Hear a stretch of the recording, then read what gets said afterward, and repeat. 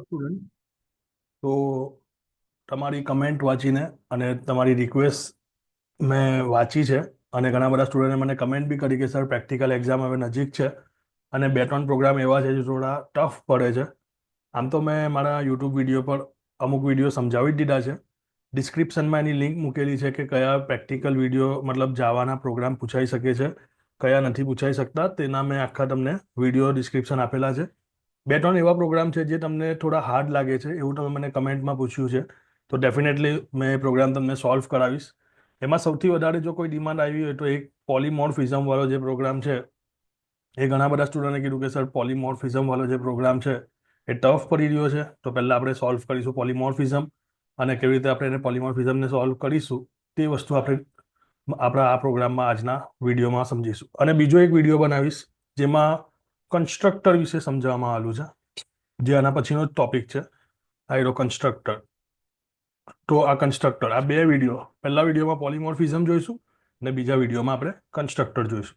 તો ચાલો without delay આપણે આવી જઈએ આપણા સ્કાઇટ એડિટરમાં.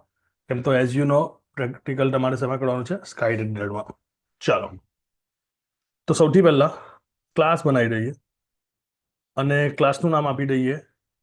અહીંયા જો ક્લાસનું નામ આપેલું છે પ્રિન્ટ લાઇન. એવો કોઈ રૂલ્સ નથી કે ટેક્સ્ટ બુકમાં જે ક્લાસનું નામ આપ્યું હોય તમારે બી એ જ નામ લખવાનું. નો. તો હું અહીંયા ક્લાસનું નામ આપી દઉં છું P1. રાઈટ. ચલો, પછી શું કહે છે? પછી મેથડ બનાવી છે, એટલે પ્રોગ્રામનું નામ જ છે મેથડ ઓવરલોડિંગ. જોઈ લો, પ્રોગ્રામનું નામ જ શું છે? મેથડ ઓવરલોડિંગ, જેનું બીજું નામ શું છે? પોલીમોર્ફિઝમ. એટલે એક જ મેથડ હોય એક જ નામની, પણ એના અંદરના જે આર્ગ્યુમેન્ટ હોય તે અલગ અલગ હોય અને એનું કામ પણ કેવું હોય? અલગ અલગ. તો જો પ્રિન્ટ લાઇન અને પ્રિન્ટ લાઇન ત્રણ મેથડ છે, પણ ત્રણે ત્રણના અંદર જો પહેલાના બ્રેકેટમાં કંઈ નથી, બીજાના બ્રેકેટમાં એક આર્ગ્યુમેન્ટ છે એન, ને ત્રીજાના આર્ગ્યુમેન્ટમાં બે આર્ગ્યુમેન્ટ પાસ કરેલા છે CH અને એન. તો આપણે બી એવું જ કરીએ, આપણે મેથડ બનાવી દઈએ. અચ્છા, મેથડની આગળ લખી દીધેલું છે સ્ટેટિક. તો તમને ખબર છે જેવી મેથડની આગળ સ્ટેટિક લખાવી દઈએ એવી મેથડનો ઓબ્જેક્ટ વગર બી આપણે કોલ કરાવી શકીએ. ડાયરેક્ટ ક્લાસનું નામ ને મેથડનું નામ લખી શકીએ. તો જો અહીંયા બી એવું જ કરું છું, સ્ટેટિક. ઓકે, સ્ટેટિક કીવર્ડ, જે બી કીવર્ડ આપણે લખીએ તે અહીંયા સ્કાઇટમાં ફેસિલિટી છે કે કલરિંગ હાઇલાઇટ થાય, જેનાથી આપણને આઈડિયા આવે કે હા એ બરાબર છે કે નહીં. તો હું અહીંયા સ્ટેટિક વોઇડ પ્રિન્ટ, ખાલી પ્રિન્ટ બી લખાય, પ્રિન્ટ લાઇન નહીં લખવું હોય તો. એક આ મેથડ બનાવી, આને મેં કોપી કરી દઉં છું અને બીજી મેથડ બનાવી દીધી. આના બ્રેકેટમાં એક આર્ગ્યુમેન્ટ પાસ કરી દઉં છું ઇન્ટીજર એન. ઓકે, અને પાછી એક મેથડ કોપી પેસ્ટ જ કરી દઉં છું સ્ટેટિક વોઇડ પ્રિન્ટની. એના બ્રેકેટમાં બે છે આર્ગ્યુમેન્ટ, એક કેરેક્ટર CH નામનો અને બીજી ઇન્ટીજર એન નામનો. જો અહીંયા બી કેરેક્ટર CH અને ઇન્ટીજર એન. ઓકે, હવે હું લાઇન નંબર એડ કરી દઉં છું, એટલે લાઇન નંબરથી તમને ઇઝીલી સમજાવી શકીશ. કેમ તો અહીંયા ટેક્સ્ટબુકમાં તમને થોડું બ્લર દેખાય છે, તો એ સમજવામાં થોડું અઘરું પડતું હશે, પણ આવી રીતે હું તમને લાઇન બાય લાઇન સમજાવીશ તો તમને ઇઝીલી ખબર પડી જશે. આપણે શું શીખવી રહ્યા છે ભાઈ? પોલીમોર્ફિઝમ અથવા મેથડ ઓવરલોડિંગનો પ્રેક્ટિકલ પ્રોગ્રામ, જે પ્રેક્ટિકલમાં પૂછાઈ શકે 10 માર્ક્સમાં. ચેપ્ટર નંબર 8માં છે, રાઈટ? તો આપણે શું બનાવ્યું ભાઈ? એક ક્લાસ બનાવી દીધો P1. એના અંદર પ્રિન્ટ, પ્રિન્ટ અને પ્રિન્ટ, ત્રણે ત્રણ પ્રિન્ટ નામની મેથડ બનાવી. પણ ત્રણે ત્રણ મેથડમાં ડિફરન્ટ છે. શું? આર્ગ્યુમેન્ટ. પહેલામાં કોઈ આર્ગ્યુમેન્ટ નથી, બીજામાં એક આર્ગ્યુમેન્ટ છે એન, ને બીજામાં CH અને એન છે. આટલું યાદ થઈ ગયું ફટાફટ? યસ. ચલો, હવે આગળ શું કરીએ? તો જો બધામાં ફોર લૂપ ચલાવેલી છે. પહેલી ફોર લૂપમાં ઇક્વલ ટુ પ્રિન્ટ કરેલું છે, બીજી ફોર લૂપમાં હેશટેગ પ્રિન્ટ કરેલું છે અને ત્રીજી ફોર લૂપમાં CH પ્રિન્ટ કરેલું છે. બીજી એક વસ્તુ, પહેલી ફોર લૂપમાં તો 40 સુધી એ લોકોએ ઇક્વલ ટુ પ્રિન્ટ કરી દીધું છે, પહેલેથી જ કહી દીધું છે. તો એના બ્રેકેટમાં કંઈ પાસ નથી કર્યું, એટલે 40 વખત શું પ્રિન્ટ કરશે? Equal to.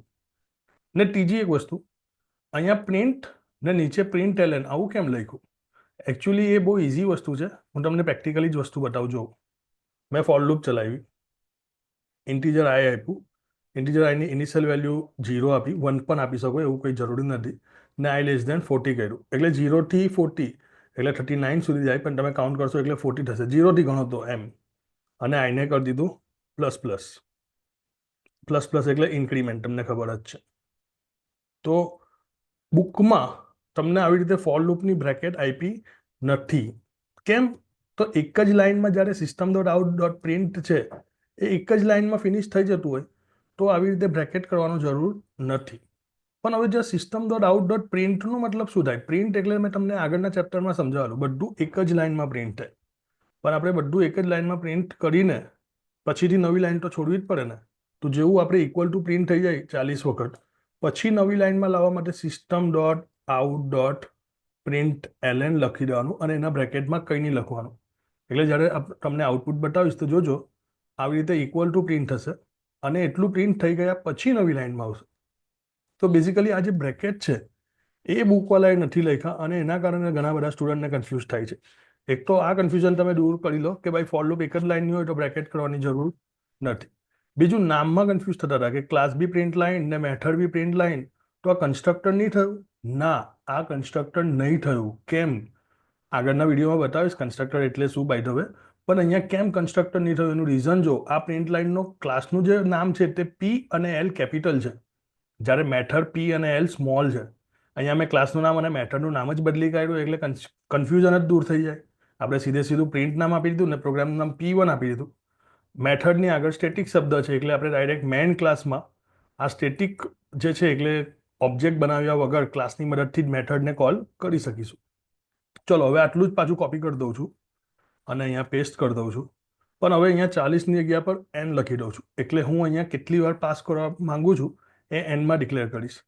અને અહીંયા ઇક્વલ ટુની જગ્યા પર આપણે હેશટેગ પ્રિન્ટ કરાવી દઈએ, જે અહીંયા તમને બીજા એમાં કીધેલું. અને થર્ડમાં જો CH અને n, તો કંઈ નહીં, લૂપમાં આપણે આટલું જ પાછું કોપી કરી દઈએ અને પેસ્ટ કરી દઈએ. આટલું તો બરાબર છે. અહીંયા હેશટેગ બી નહીં, શું પ્રિન્ટ કરાવવું છે એ બી હું ડિસાઇડ કરીશ. જો પહેલામાં બ્રેકેટમાં કંઈ નહીં હતું પ્રિન્ટ મેથડમાં, તો 40 વાર શું પ્રિન્ટ થશે? Equal to. બીજાના બ્રેકેટમાં n છે એટલે હું કેટલી વાર પ્રિન્ટ કરવા માંગુ છું તે હું ડિસાઇડ કરાવીશ. એટલે અહીંયા હું 20 પાસ કરીશ તો 20 વાર હેશટેગ પ્રિન્ટ થશે. ને ત્રીજામાં CH અને n છે, તો CH એટલે કેરેક્ટર, કયો કેરેક્ટર હું પ્રિન્ટ કરવા માંગુ છું એ પણ કહીશ અને કેટલી વાર પ્રિન્ટ કરવા માંગુ છું એ પણ કહીશ. તો થયું આ મેથડ ઓવરલોડિંગ. ઇઝી પ્રોગ્રામ મેં બનાવી દીધો. 2 વાર તમે જોશો, ત્રીજી વાર તમે જોઈને કરશો, ચોથી વાર તમે જોયા વગર કરશો, મારી ગેરંટી. ચલો ભાઈ, મેન મેથડ તો બાકી છે સર, હજુ ક્યાં પ્રોગ્રામ થઈ ગયો? હા, બટ તમારું 50% કામ તો થઈ ગયું ને. હવે તમારે ખાલી મેન મેથડ બનાવવાની છે. તો ક્લાસ શું હતું ભાઈ? Method overloading. તો મેં આમ નામ આપું છું એમઓ. નામ તો તમે કંઈ પણ આપી શકો, નામમાં શું છે ભાઈ? પછી શું લખીશ? Public static void main string args square bracket કરી દો. ઓકે, એના બ્રેકેટ કરી દો સાહેબ. ચાલો, તો સ્ટુડન્ટ પ્રેક્ટિકલમાં જાવામાં તમે માર્ક્સ લાવી શકો. હવે ઘણા બધા સ્ટુડન્ટને કેવું થાય, સર આમાંથી જાવા તો એક્ઝિટ કોડ 0 તો આવતું નથી. અરે ડોન્ટ વરી, એક્ઝિટ કોડ 0 નહીં આવતું. સ્ટ્રક્ચર તો ઊભું કરો, પબ્લિક સ્ટેટિક વોઇડ લખો, ક્લાસ બનાવો, મેથડ બનાવો. નહીં તો 10માંથી તમને 4, 5, 6 માર્ક્સ તો કંઈ આપશે. ટીચરને એવું તો લાગશે કે કંઈક કર્યું છે. એકદમ બ્લેન્ક રહેશો તો કોણ માર્ક્સ આપશે? તો આ વસ્તુ ખાસ યાદ રાખજો. ઓકે, તો ચલો હવે આપણે મેથડ જ કોલ કરવાની. તો જો ક્લાસનું નામ શું હતું? ક્લાસનું નામ હતું P1. તો P1 મેથડનું નામ શું છે? પ્રિન્ટ. એના બ્રેકેટમાં કંઈ પાસ નહીં કર્યું, પાછું P1 પ્રિન્ટ. એના બ્રેકેટમાં 30 પાસ કરી દીધું, પાછું P1 પ્રિન્ટ. એના બ્રેકેટમાં શું પ્રિન્ટ કરાવવું છે તે તો મેં અહીંયા @ પ્રિન્ટ કરવા માંગુ છું, તો @ પાસ કરી દીધું. અને કેટલી વાર? 10 વાર. ચલો પતી ગયો મારો પ્રોગ્રામ, આગળ કંઈ જોવાની જરૂર નથી.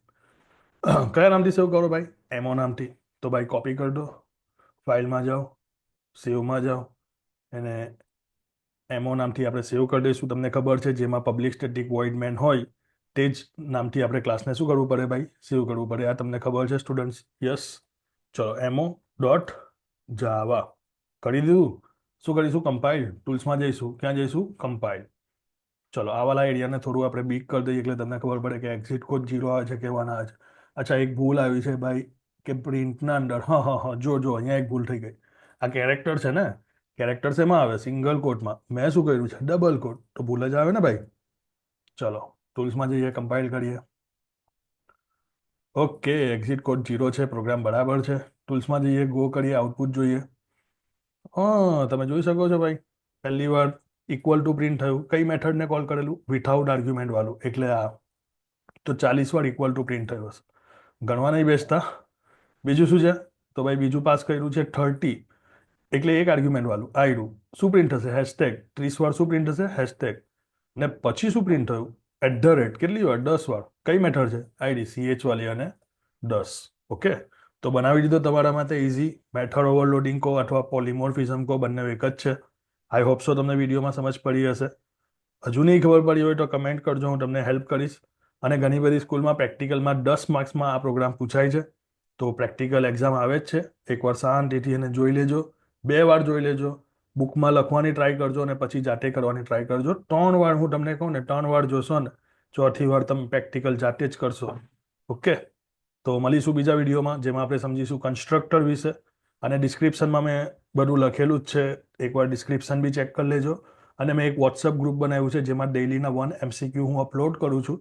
તો તમારે બી જોડાવવું હોય તો વોટ્સઅપ ગ્રુપની ચેનલ મેં નીચે મૂકેલી છે લિંક એની, તો તમે એમાં જોઈન થઈ જજો. ઓકે, એના સિવાય કોઈ ક્વેરી હોય, કોઈ કન્ફ્યુઝન હોય તો ડેફિનેટલી કહેજો, હું એને સેલ્વ કરીશ. Okay, good bye, have a nice day.